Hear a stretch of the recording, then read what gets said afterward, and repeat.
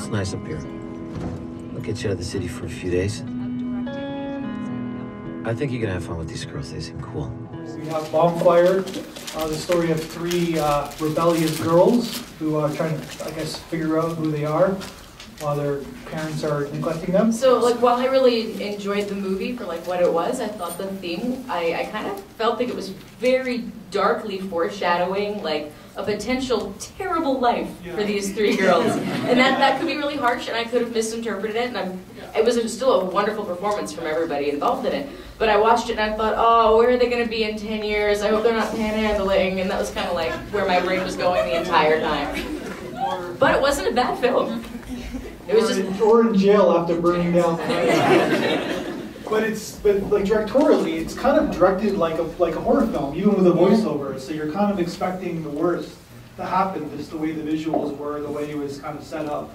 So even the situation of like being alone in a secluded kind of area, which is very horror-like. So yeah, I understand what you're saying. Great job of casting. Emily and Jen were quite believable as sisters, apart from the height difference between them, and they were not. I watched the names on the screens. So it's a great job. They did a good job of casting them. I couldn't help but think of this as like a tarot-inspired game of truth or dare. They kept doing these really stupid, wild things based on what they were coming up with in the tarot cards. And I guess I'm going to disagree. The one thing I didn't like in this film was the music.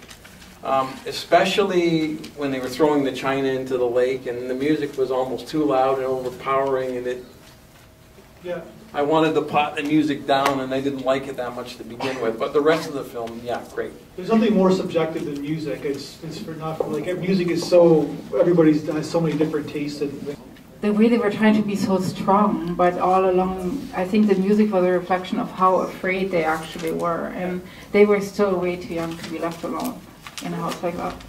Yeah, and that's the point of it. It's, you know, there's nothing worse than having a lot of time on your hands and disposable income sometimes when you're a teenager, right? So, and that's what happens when you're kind of neglected. You do tarot, you do truth or dare. You just got too much time on your hands, too much going on in the head. The one thing that I really, really enjoyed about this particular film was that I think it perfectly captured the fun at the beginning of the epic spiral that always goes down.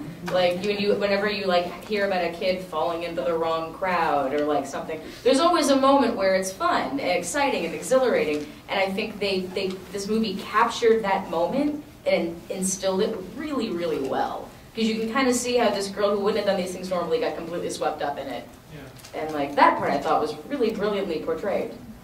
Yeah, totally. There's consequences to your actions and the peer pressures that we feel like when you're in those environments, and the consequences of doing those actions, especially the girl who lost her virginity. That's like a very dark kind of scene for her. I guess that's when the tone shifted when they went to her close-up when she was having sex with that guy, and it was just her look on her face just changed the whole tone of the film. I just thought it was an interesting thing, like looking back now on how teenage logic seems to be when you're angry at your parents, you hurt yourself to get back at them, and it's something that that film kind of spoke to me that way, because I'd never thought about that before, and I was like, oh yeah, you kind of do that, I suppose, as like I'm rebelling against you, but it's ultimately only harming yourself.